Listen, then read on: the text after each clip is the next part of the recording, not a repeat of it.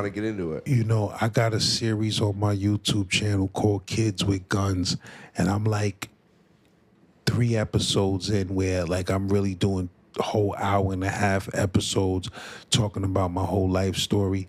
And I kind of promised my channel that I'm gonna reveal all the details to everything throughout this series. And I still got a couple of episodes to do. But when I was 16 years old, I was wrongfully charged with murder for accidental shooting in Brownsville, Brooklyn. And they tried to give me 25 to life for it. They didn't believe it was an accident. I fought in the court of law and proved that it was an accident. You feel me? And my charges was dropped down to manslaughter. And, you know, within my series, I'm going to get into the complete details of the shit because, you know, I'm associated with family members of the victim and shit like that. So I got to be respectful with how I reveal things and where I reveal things at. Right. But I was wrongfully charged with murder in the second degree at 16 years old. Now in New York, they don't even charge you as an adult until you're 18. But I was charged at 16 and sent to Rikers Island, and I almost lost my life to the New York State prison system. And luckily, I had witnesses on my behalf that proved that it was an accident in the court of law. And I ended up only doing 6 years instead of the 25 to life these people was really trying to turn my lights out to. You heard? So, you know, every day I wake up, I realize, because, you know, when you got 25 to life, they don't got to let you go after 25 years. Right, You go to a parole board, and if you have a serious crime, you may do an extra 12 or 14 years plus that, an extra 14 years after that 25. So, you know, if a dude got 25 to life, they probably going to do about 35 before they get out. You feel what I'm saying? So I wake up sometimes and I say to myself, I could not be in these streets right now. You feel me? If I wouldn't have proved that this shooting was accidental, I would be in them fucking mountains right now still doing time and then coming home to life parole. So I'm very grateful just to even be out here. Oh yeah. You feel what I'm saying? But I was charged with murder. I was sent to Rikers Island in C-74 in 1992 when Rikers Island was one of the most dangerous places in the world. You feel me? And I was sent upstate to state prison at 17. I turned 17 and they sent me to state prison where I ended up doing 6 years. I was in maximum security prisons, medium security prisons, and I basically grew up from 16 to 22. I was in the penitentiary, and, you know, I ended up coming home and being back and forth on Rikers Island and getting caught up in dumb shit until I decided to completely leave the fucking streets alone 100% and just pursue music and other shit. But for 6 years I went through my hells, man, up top. You heard, I seen a lot of shit that a kid shouldn't see. I seen a lot of fucking violence. And, you know, I seen a lot of fucking black people incarcerated that shouldn't have been incarcerated. I seen motherfuckers who was doing 25 and 40 years for shit they didn't do. You feel me? I seen a lot of shit, you feel me? But I seen a lot of, you know, stabbings and cuttings and things of that nature, man, that, you know, you shouldn't really be experiencing at 17, 18. You should be home fucking living your life. Right, heard? yeah. But I was in the penitentiaries charged as an adult. Like I said, they outlawed that shit now. So now you be in the juvenile system until you can be in the juvenile system up to 21. Right. But in my day, they was charging dudes straight as an adult at 16 where you could get life at 16. So when I went up to the maximum security prisons, like I remember one time I was in a cell, was in Comstock. That's a state facility. Maximum facility is closed now, I think. But I was next door to a dude. He was a white kid from upstate New York. His name was Young. And he was a cool fucking dude. And, you know, at this time, you know, I'm 17 years old. We in the max jail. I get cool with this dude Young. He's next to me. And, you know, he just a funny motherfucker. Like, this dude is just cracking jokes all day. He making everybody time go by because he's such a funny motherfucker. And I got 6 years to do. I got a 3 to 9. I little did I know I would do 6 years off of that 3 to 9. You feel me? But one day I'm talking to Young and shit. Like, we became mad close. Like, you feel what I'm saying? He was from fucking trying to think of what part of upstate New York son was from, man. It was around Albany. But me and son talking one day, and I'm just like, yo, son, so, you know, well, we gotta hook up in the streets, bro. Like, you my fucking nigga. We gotta hook up in the streets, you feel me? So he like, yo, son, man. Like, son is 16 or 17 at the time, my same age. He like, yo, I got 15 of life. I'm like, what? He may even have more time, bro. You know, I could be wrong about the 15. He could have had more than that. But he like, yo, I ain't never going home, bro. You feel me? He was locked up. Then he told me he was locked up for strangling and killing his girlfriend. He was like, yo, I did some stupid shit, bro. I let my emotions get the best of me. You know, my girl. He didn't want to go into too many details, but he strangled his girl and killed his, you know, 16-year-old girl or whatever. Whatever he had, he like, yo, I got life, bro. They ain't never gonna let me out this shit for my crime. And bro, you know, I just cried my fucking eyes out that night when he told me that, because me and him had got so tight. I'm thinking he got 5 years or something. Like, we gonna go home, see each other in the streets one day. Son like, yo, bro, I got 15 in life, and you know, the nature of my crime, they ain't letting me out this shit, bro. I'm probably gonna do 35 years or something before I come home. And this nigga was 17 years old, bro. So that shit kind of crushed me. Yeah. You feel me? And that was my introduction to being in a maximum jail. Like, you next door to somebody, talking to them and shit. But little do you know, motherfuckers in here got 30 and 40 years, bro. So, you know, my little 3 to 9 that I'm gonna do 6 of, I learned not to cry about that shit. Right, yeah. You feel me? Because motherfuckers ain't never coming home. You heard? So, you know, I think about that.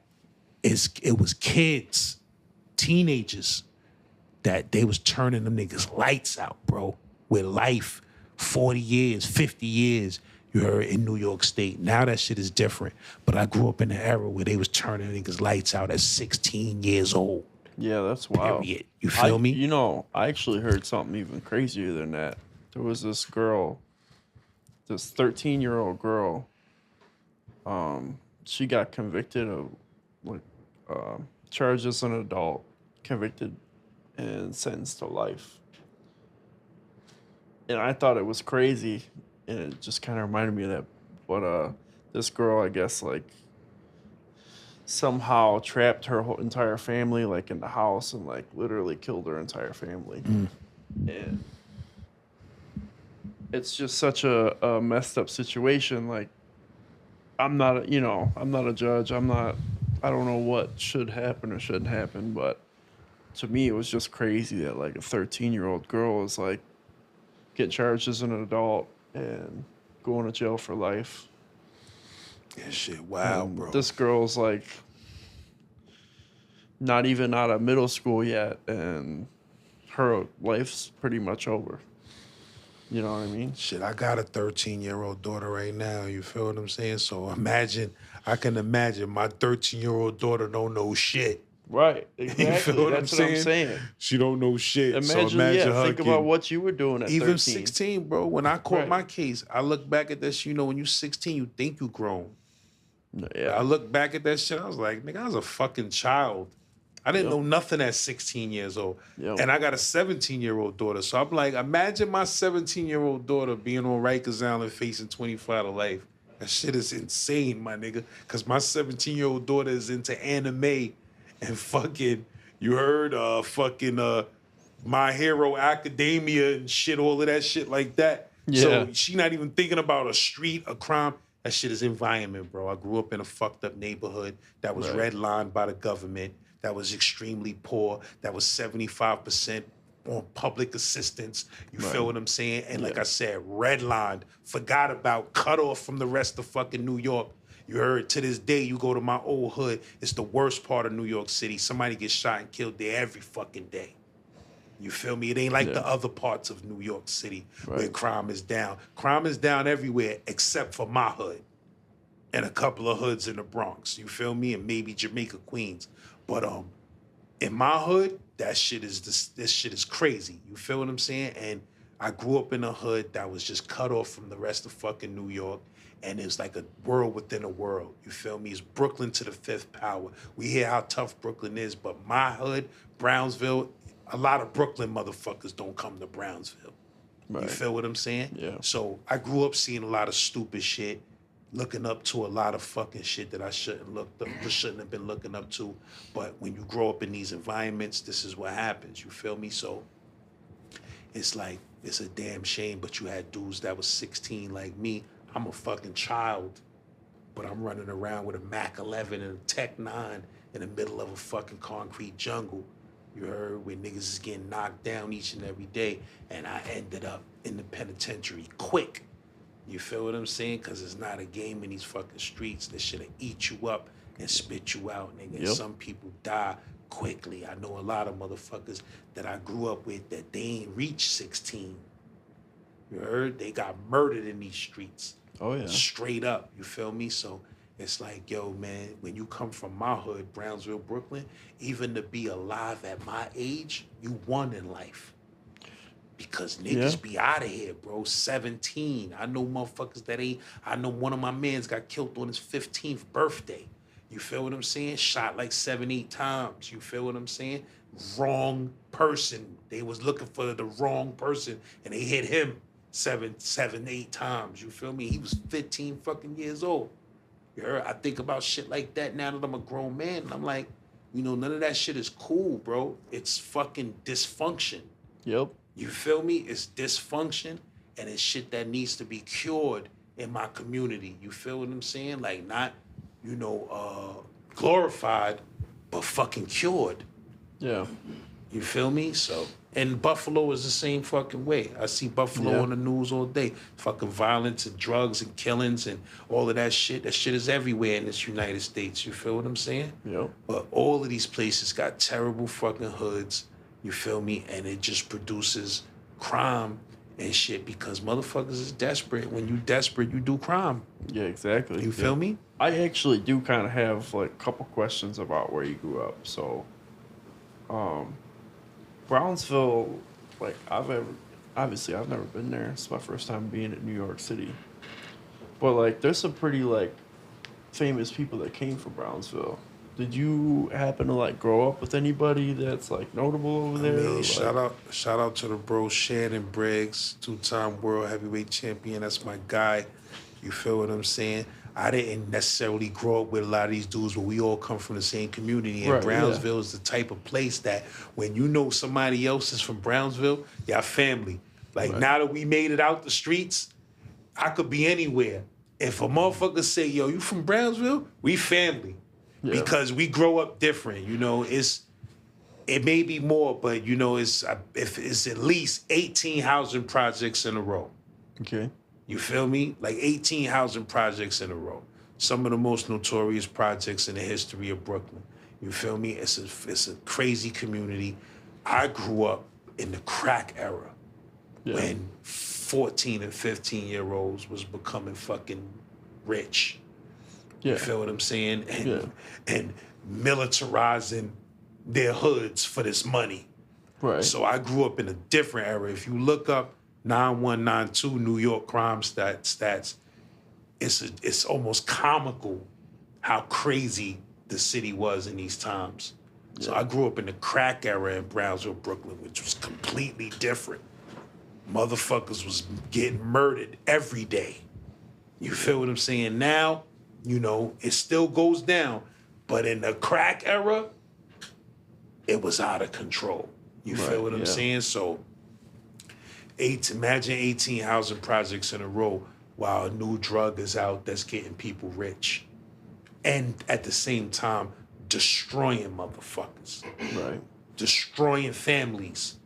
I seen crack take people that were upstanding citizens in the community with jobs, strict religious people, kids in Catholic schools and private schools. Somebody told me, I posted a skit today about Jay with Jada Kiss song in it, and somebody left a comment and was like, yo, Jada Kiss was a private school dude, he's a fraud, because he recently did a podcast where his pops was like, yo, he was in private school or whatever. Just for the record, I know motherfuckers that went to Catholic schools and private schools that turned out to be murderers. Yeah. So that shit means nothing. You feel me? That shit means nothing when you in the hood. You heard? Yeah. I know people that tried to put their kids in Catholic school and they ended up in the hood knocking niggas the fuck down. You understand what I'm saying? So that shit means nothing. But I seen crack take people from being, hardworking, religious, God-fearing people to being addicted and they kids running the streets without parents knocking shit down. You feel what I'm saying? Yeah. So it's not like motherfuckers was like, hey, let's smoke crack. No, that shit was a trap where people thought that it wasn't as addictive as it was. Right. And that shit ruined their lives. You feel what I'm saying? And I seen it with my own two eyes, bro. You feel me? So family members and all. So it's like, that shit is deep. The story of crack is a whole movie in itself. Yeah. I mean, I definitely didn't grow up in a crack era, but I grew up in the hood. And I've definitely seen some shit like that. Like, I remember when I was growing up, you would see almost like a new batch of people that would grow up in like nice neighborhoods and end up doing whatever because they got addicted. You know what I mean? And it's super sad. But that's kind of like, I hate to say it, but that's par for the course, over there, you know what I mean? When you're like you said, when you're desperate, shit happens, you know what I mean? And that's where you get the crime and all that. Do you have any like crazy stories you want to talk about from like growing up back then and like, I mean, crazy shit is, when you live in the hood, man, and you grow up in that shit becomes normalized. Right. You feel me? But so you look back later on in life and say, wow, that shit was fucking crazy. But when you growing up, it's just normal shit. Like I remember, growing up in Brownsville, that shit was regular, bro. It was like you living your regular life, but then when you out that hood, you like, wow, I was living in this shit.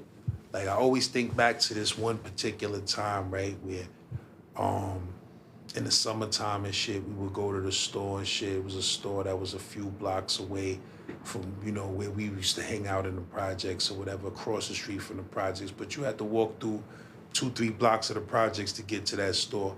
And I always remember this time, like, me and, one of my mans and his girlfriend at the time, we was walking to the store one night in the summertime, and we walked past a particular building where there was a payphone. Back in the days in the hood, it was payphones that people would call from jail and shit. Like you would be able to call the payphone. The payphone had its own number, and you would be able to call that payphone from anywhere. So anywhere there was a payphone like that, people hung around that shit. You know what I mean? Right, Because yeah. you never know who's gonna call from Rikers Island needing you to go do something or whatever.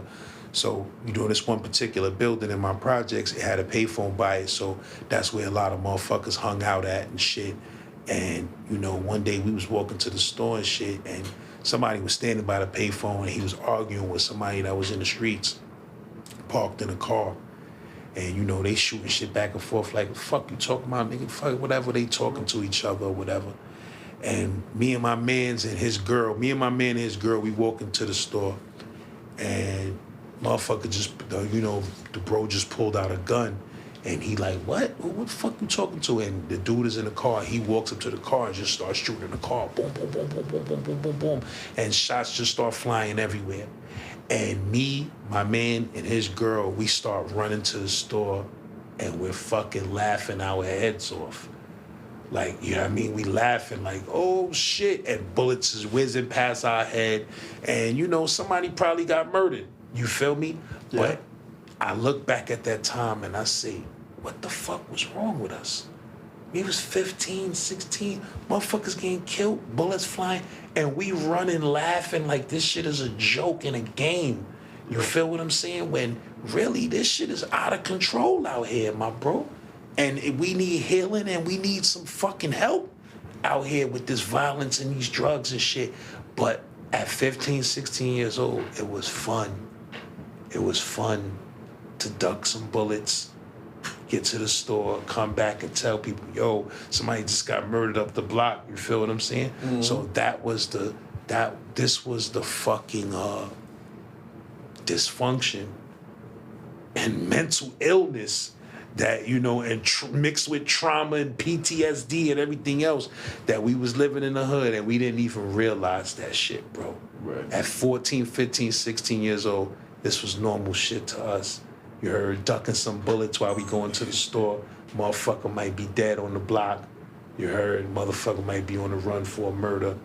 You feel me? And it was just a trip to the store. I definitely relate to that. I literally, like, as you're telling me that, I'm thinking about telling my cousins about some shit that happened literally, like, in front of my house.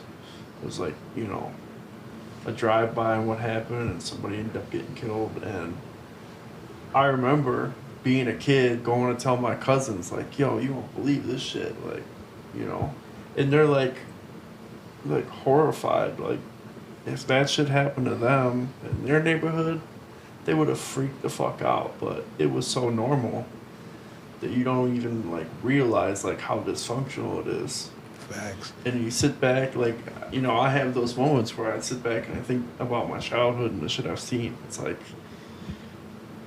And part itself, I made a mistake. Now that I'm thinking about that story, it was another dude that was with us. My man Will, a.k.a. Head, rest in peace. He was with us too. And he was the cousin of my man's girl. And we was running. He was from Harlem and he used to come to Brownsville to visit his family. Yeah. And what's crazy is, like, we was running that day, we was laughing. He was one of the dudes laughing with us. We was like, yo, that shit was crazy. And then when I got locked up, I called home one day and I was like, yo, what up with niggas, man? Niggas was like, yo, son, remember Will had? I said, yeah, what up? He was like, yo, he got murdered the other day in front of 300. And I'm like, what the fuck happened? And dudes explained to me what happened. Some shit happened. He ain't have nothing to do with something. And he got shot in his head and killed. And that's what made me always think about that time, because he was there and we was laughing like it was a fucking game about this gun shit. And he ended up, soon as I got locked up, months later, he ended up getting shot and killed. And I think about that, I said, damn, we was running from them shots and ducking them shots, laughing like it was a game, and it eventually claimed one of my mans, you feel what I'm saying? I forgot that element in the story, but that's what made that story so deep. One of my mans that was running with us, that wasn't even from the hood, he got killed and lost his life very violently, you feel me? Yeah. So that shit fucked me up when dudes told me that. I was in the pen, like, yo, the nigga Will got killed. I was like, what? That's crazy. You feel me? I said, damn. So, you know, when you be with somebody and chill with somebody and then you think about them getting shot in their head and killed, it fucks you up. As a teen, you a teenager, like, you feel me? And then one of my other mans from that I used to hang out with got killed. And it's like I'm in jail just hearing about all my childhood niggas getting killed. You feel what I'm saying? Yeah. And that shit will fuck you up, bro. You feel me? And you realize, like, all right, this street shit, it really is for the birds. Oh, yeah, for You sure. feel me? You really will lose your loved ones and people you care about. They'll be dead. And they can't come back. And I think about one of my mans that got killed at 17. This was my fucking dude. You heard he got killed at 17 years old. And sometimes I think about that shit. That shit breaks me fucking down in tears. And I be like, where's these fucking crazy tears coming from? It's trauma that's buried in motherfuckers. You feel me? Yep. My man got killed at 17. Could have been a fucking NBA star. He was one of the nastiest niggas in basketball ever. Rest in peace, my bro Kane, aka Chicken. You heard he got killed at like 17 years old, 18 maybe. I was in the pen. This was my fucking man. You feel what I'm saying? We went to school together. We went to graphic arts together. He ended up getting killed in these streets over some real stupid shit. You feel me? Bullshit, shit that could have been avoided. You feel what I'm saying? And it's just fucked up, bro. You know, one day I was talking to my baby moms. I felt stupid. So I was talking to my baby moms, and I just started thinking about my man, and I broke down in fucking tears like a little kid. And I felt ashamed, like, damn, I just bawled out in tears and started crying like a little fucking kid. But it was trauma that I never really spoke about this shit to somebody, you feel me, and it fucked me up, man. You heard. But rest in peace, my nigga Chicken. You heard from Howard Projects, Barcelona, 260. You heard. That's my son forever. Rest you heard. in peace to him, man. Word. But yeah, man, I ain't trying to get too fucking emotional on y'all niggas. But yeah, man. Yeah, man. I'm sorry. Sorry for your loss. I'm sorry man. for everything you've been through too, bro. For real. You know, you've been through a lot, man. But you keeping your head up and you still being goofy lads. Yeah, man. You know what I'm saying? You gotta have a sense of humor in this fucking world, bro. This world is crazy. For sure. This world is crazy. It's full of surprises, always some bullshit. And you gotta have something that, and that's the thing, is like, that's what makes it worth it for you. You know what I mean? I was talking to one of my boys the other day, and he kind of explained to me, we had like a little heart to heart, and he kind of told me like what makes everything worth it for him, you know? Because my buddy's got a lot of shit going on in his life, and he's always fucking happy. Always a happy dude, always, dude that will fucking cheer you up and all that, but... You know, the miraculous shit about human beings, bro, is that no matter what we go through, it's in our nature to be happy. Yep. You feel me? No matter what the fuck you go through in life, you will find yourself smiling and laughing a few days later, no matter what. You feel me? And it's crazy, but it's some miraculous shit that we have to appreciate about human beings. We find a way to be happy. Oh, yeah, You for feel sure. me? So when a person is suffering from like depression and shit like that, it's a serious thing, bro, because as humans, we no matter who you lose, what you lose, after a few days, you'll find yourself smiling again. You feel what I'm saying? And that's some beautiful shit about life. Yeah. You Yeah, feel definitely. me? Yeah, for sure, man. Damn. Well, dude, I think we talked about a lot here, man. You know, Yeah, we kind I of got think- into everything. Like, I learned a lot about you. You know what I mean? Obviously, Taco told us, everything he could tell us in maybe a shorter period of time. You know what I'm saying? And I follow you on social media. Dave follows you on social media. You know what I mean? So we watch your story and stuff like that. But there's a lot of stuff we didn't know about you today, bro. And it was really nice to get to dig deep in with you, bro. You know, in New York City too, which is super dope. So we really appreciate having you on here, bro. That's a Like, whole yeah, fact. definitely. we It was a appreciate pleasure you to have you on. going for out sure. of your way to sit in on an episode and everything, bro. I For real. appreciate y'all. I appreciate y'all feeling like I'm the type of person that you could do a podcast about. You feel what I'm Yeah, saying? definitely. Like, Yeah. I'm blessed with shit like that. I'm just happy people want to hear my story. Yeah, bro. Yeah, It's a you whole definitely one of those people. People want to hear stuff from, whether it's like your story, your past experiences, but also like your creative ideas with like the funny shit and like the content and all that. So, yeah, man, we were definitely happy to have you on for sure. No doubt, bro. And anytime y'all pull up in New York City, you already know we get an episode in. Oh yeah, I got a million things to talk about. Yeah, bro. Word up. That's dope, bro. all right, well, Yeah, we appreciate you, lads. hell yeah. Yes, sir. Appreciate y'all, man. Shout out to the whole Buffalo. Conway, I'm not mad at you no more. You heard, me and Conway had a little fallout over some business. West Side Gun, me and West Side Gun was beefing on Instagram. That's a funny motherfucker. But overall, Griselda, I respect y'all niggas bar game. I respect what the fuck y'all contributed to hip hop. Y'all gave upstate New York the biggest look they ever had in life. You feel what I'm saying? And y'all some dope motherfuckers. You heard Conway's a dope motherfucker. We made a couple of diss songs at each other. If you look them up, you heard. But I respect niggas, man. I respect niggas. I respect Buffalo. I was locked up with a couple of good Buffalo motherfuckers. And it's a lot of talent in that city that's undiscovered. And y'all motherfuckers better start realizing that Buffalo, just like New York City, they got some talented motherfuckers out there. You heard, and you better tap in. That's a fact. Yeah, man. Well, shit, yo. This is the Buffalo Experience Podcast. I'm Oteeks. I'm rolling with Big Dave. LAZ, like I said, Z-Man Suicide Polo with the ski man running around the hood like He-Man at 3 a.m. with 3 swams, looking for a dude that ran off with 3 grams. Open up your window, listen carefully. You might hear 3 blams over that motherfucking money. You heard? Z-Lord.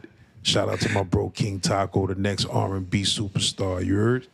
You heard? Yo, peace out, y'all. Peace. Deuces. My bro King Taco in New York came to check me. You know what's good? Got that exclusive good garments on. You heard? Fly bird, money bird. My bro got the money bird on. Throw the hood on right quick on these niggas, bro, so I can see the whole shit.